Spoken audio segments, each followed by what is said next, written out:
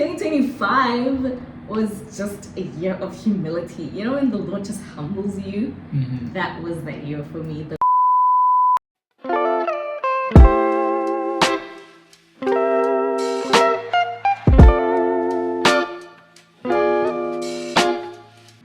Hey, what's up, guys? Welcome back to Weekly Dose of Worship Wednesday. What up? What's up, guys? We're back. How's it been? It's been a while. Where have we been? We've been around. We've been just around. Not there. Just not, but we're back. Yeah. Happy New Year. Happy New Year. Happy New Year to you and yours from us to you. Yeah. We hope this is going to be an amazing year for you guys. Yeah. We know it's going to be an amazing year for you guys. We just know. Period. Speaking of that, we had a couple of things that we had to learn last year. Yeah. Which we kind of bringing into this whole new year. The journal. This whole new The journal chapter. is back, and we are here because, we gotta talk about some things. Yeah. And let's get to it. So the title of this episode is The Things That 2025 Exposed and What We're Doing Differently This Year. Do you want to start us off or should I start us off? You can start. Okay, so this is what 2025 taught me. 2025 was just a year of humility. You know, when the Lord just humbles you, that was the year for me. The Lord was just like, oh, you thought another one. You thought another one. Yeah. But it was a good year. It was a balanced year. I had my fair share of good moments. I had my fair share of bad moments. But yeah, it was a good year all around. So this is the first thing that I learned throughout the whole of last year, looking back obviously, is that first and foremost, our plans do not always go accordingly. Like, if there's one thing that the Bible always teaches us is that we may make plans, but the will of the Lord will always prevail. Yeah. Listen to me. Like, I had things written down here in like my journal, the 1st of Jan, not even the 1st, the 31st, like that week where, you know, like it's a bit awkward between Christmas and like New Year's. Yeah. That's when I was doing my planning week. Yeah, that was my planning. Like, I had everything locked down to the T, right?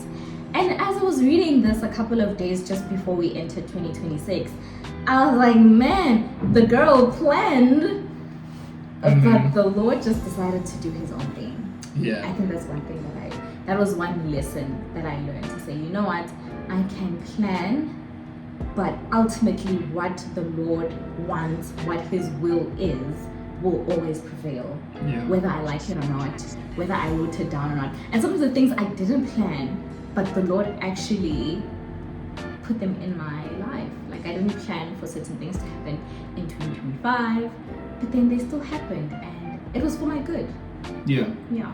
So that's the first thing.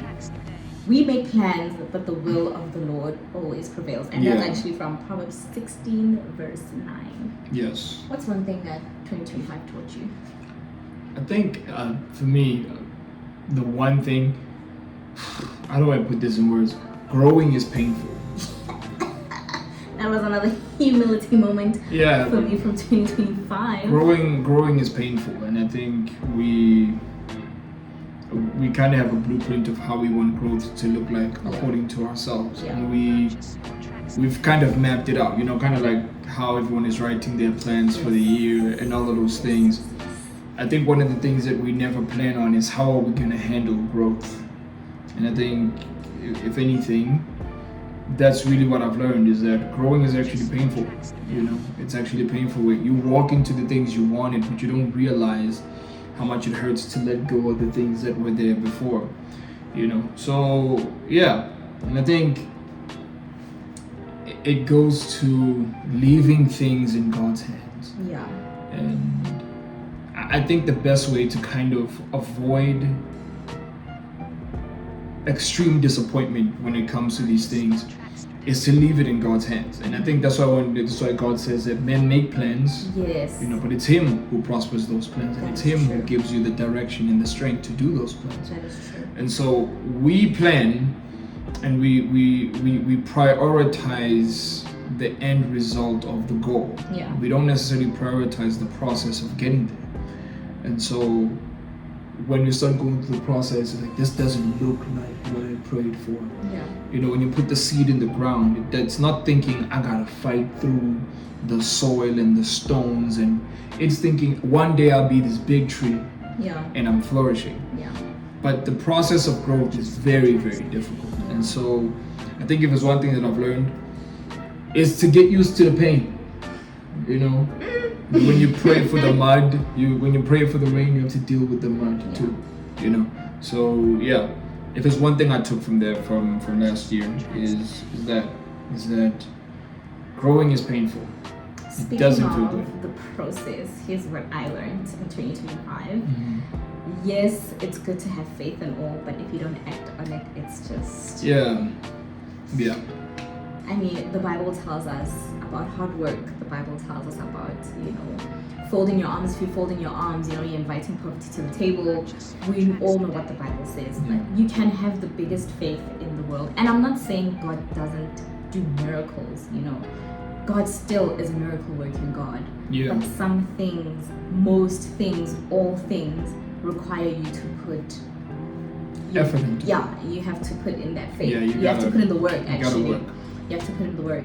So you can't say, Lord, I'm praying and I have faith for distinctions, and you're not like studying. It doesn't make sense. You're like, Lord, I'm praying for a healthier version of myself. You're not going to the gym, you're not eating right, So whatever it is, you can have as much faith as you want. If you don't act on it, it's a bit challenging for the Lord to make that come to pass for you. Yes, faith is good. Yes, faith pleases the Lord, but we have to put in the work as well. Yeah, I think I agree with that. I think I definitely agree with that. I think we've become, how do I say it? We live by seeing, and I think as Christians we take out the reality that God created. We have a tendency of saying, almost as if like reality is not God's doing. God intended for work to be done. When He created Adam and Eve, He created Adam to work the garden. God was not going to work the garden Himself. He created him and gave him a task to work the garden.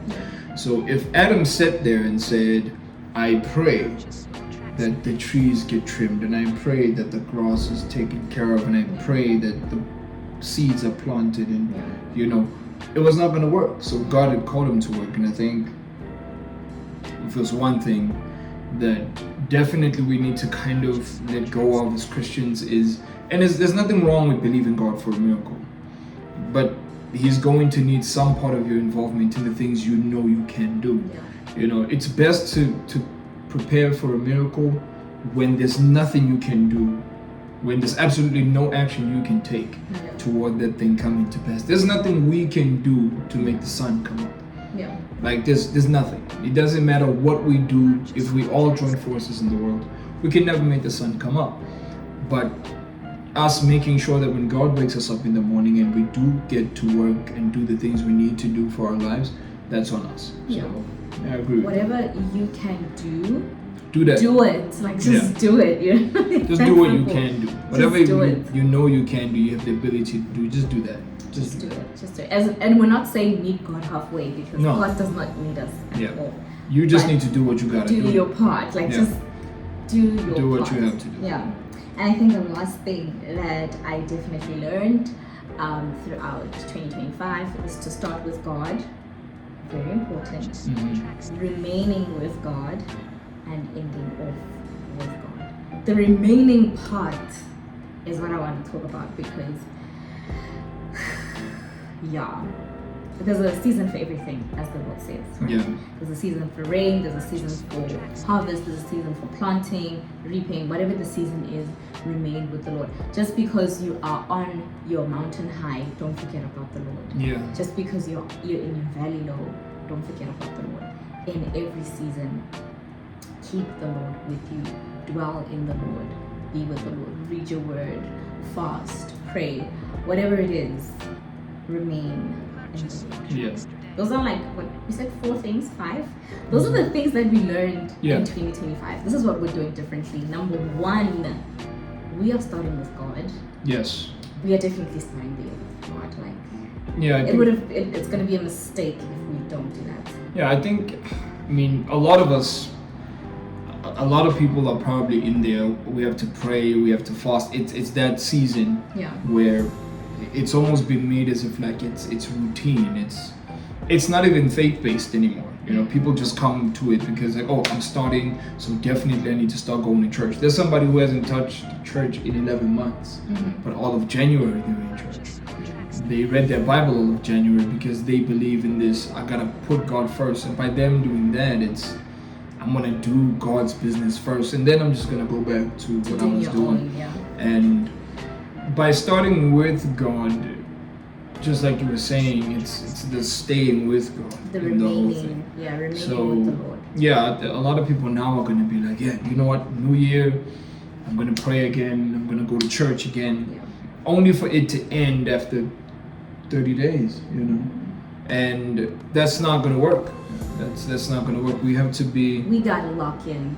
Yeah, we have to be consistent with our walk with God. We have to lock in, and I think the whole pressure of like starting and completing this whole month is a lot. Just take it a day at a time. Read your word today. Pray today. Pray this morning. Pray in the afternoon. Like, take it one day at a time, and by the time you actually realize, it's going to be like 3 months down the line, 6 months down the line, 10 months down the line, you know, and then you're going to be looking back to say, Hugh, the whole of 2026, I completed so many Bible plans, I read so many verses, I read the Bible from cover to cover. Whatever your goal is, just make sure you act on it. Like, remember we were talking about putting action to your faith? Act on it every single day. Starting with God, remaining with God, and ending with God. That's what we're doing. Number 2, what are we doing? The second thing that we're doing is we're following through with what we've said. We're putting action behind it. Follow through. Yes, you made these plans and you wrote the whole thing. You know, you wrote the whole thing, you're excited. The vision is complete in your head. It's not here yet. You know, the plan is to bring it from here to here. And so what that needs most of the time is follow through. And a lot of us, it's not that we lack intelligence. We are procrastinators. We don't lack intelligence, we don't lack the idea, we don't lack vision. We just don't want to follow through. You know, I think this is one of the things I was saying in one of my videos in the morning. Stop breaking promises to yourself.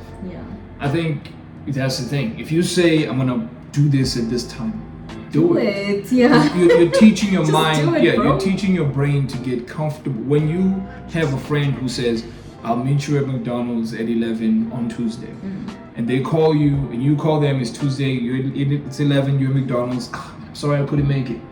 You make another plan. Let's shift to Thursday. Let's shift to Friday. Eventually you start to lose trust in the person. The same thing happens with yourself. When you don't follow through with what you said and you keep breaking promises to yourself, you're teaching your mind to say, okay, we're going to get high off the dopamine of planning. We're going to get excited. We're finally writing. We're finally doing the thing. We're finally starting this. And then when it's time to take action, we're like, okay, next week. Okay, tomorrow. That's like one of the toughest things that I had to learn, like, as I was reflecting on 2025, was that I made so many of these plans. Yes, most of them came to pass, definitely by the grace of God. But things that I could control, I did not follow through. And that made me so kind of mad because I had the control. I literally had to do the thing. And I didn't do the thing. So don't be like me. Do the thing. And I'm actually seeing, I saw this other trend on social media saying, preparing to write, getting my license yet again this year. Just go and get it. You know, just do the thing. Just follow through. Just follow through. The thing, whatever it is. Just follow through. Yes, whatever it is that you're actually supposed to be doing, follow through with it. Do the thing. Do the actual thing. Just have follow through. And I think, what's the last one? The last one is seeking the will of the Lord rather than the will of self. I think that's the biggest. I think the biggest part of that is it's a faith thing. You know, it's harder for people to follow God's will because they don't believe in it. It's not a thing of, oh, God's will is so difficult. No, it's a belief thing. It's a belief and preference thing. And so we want the benefits of God, yet we don't want the relationship.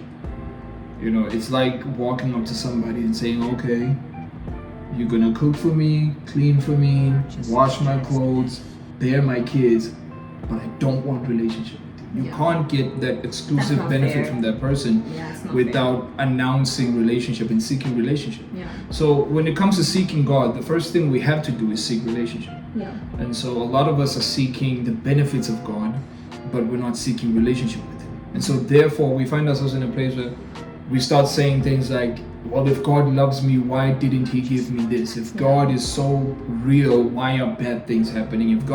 We then find ourselves in this roulette of these questions that, again, are playing on the mind and teaching us not to believe, because we're seeking signs in order to believe. Yeah. So when it comes to seeking God's will, majority of us will sit and say, yeah, you know what, I want the will of God. Yeah. Before you can even want the will of God, start wanting Him. Yeah. If you want Him, His will come easy, because you're like, you know what, I'm in a place where I have a relationship with my Father. I know who He is. Yeah. I know His voice. I know what it sounds like. I know what He says. I know His word. I know His credence. I know His system of beliefs. I know what I need to do in my part to maintain that relationship. Therefore, then I'll get the benefits. That's why God says, seek me first. And then all these things will be added. Yeah. It's not a fake promise. The reason why we're not seeing a lot of that is because we want the things. That's why even Paul goes as far as to say, you pray, but you pray amiss. You don't pray the will of God. The reason why you're not receiving these things is because your intention is wrong. Yeah. So you walk up there to say, okay, I'm going to say, Lord, I love you, so that I get the thing that I want. Yeah, but God's not like us. He's God's not like a stupid person. Yeah, he's not the No. girl you got because you Nah. promised her things and you said, Nah. I'll give you the world, and she was like, it's cool, I'll give you. Then that's not what's happening. He's not a transactional God. Yeah. So Yeah. I think it's a belief system, and the best way to start having a relationship with God is believing in Him. Yeah. It's actually believing God in the same way that you believe you're watching this video now. In the same way you believe this is real and not AI. Yeah, in the same way that you're sitting here, like you're here with yourself. That's just simply what faith is. It's being sure. You don't need to be convinced. The moment you need to be convinced, it's not faith anymore. Yeah. Faith says, I don't need anyone to convince me, I'm sure. Yeah. I don't need anyone to remind me, I'm sure. Yeah. So yeah. Here's one more thing that we're doing differently this year. We're actually going to be consistent with posting here. Yeah, we had to. Oh my We had to be away. We had to be away. We had to for be away. very, very, very, very, very various reasons. Yeah, we had to be away. So we're back. we're back. There's a lot of things Yeah. happening. There's a lot in the works. So And we'll keep you guys in the loop. Yeah, I mean, we started word of the day. If you Yes. later we're gonna post our word of the day. Yes, we're gonna post So, our word of the day. Yeah, we've been. Yeah. A lot of things are kind of coming together. We made a huge announcement for Grace Hill. Yes. So there's that as well, and it's about to get busy. So It's about to get busy. real. So Yeah. we have to follow through Yeah, we have with to what do we it. said. Like just like how we're telling you to do the thing. Yeah, this is for We us too. have to We do have the to. thing. We said we're gonna We- start yes. gathering. We're gonna start We have to do the the thing. church. We have have to to follow through. We have So, to do the thing. Yeah, we aim to lead by example on that front to make sure that we practice what we preach, because people look more toward what someone does than what someone says, True. and which is quite reasonable. A And lot you of people guys- say a lot. You guys have honestly been so gracious with us, because as much as we haven't been posting as much, like Yeah. we'd still get testimonies from people watching Worship Wednesday. Yeah.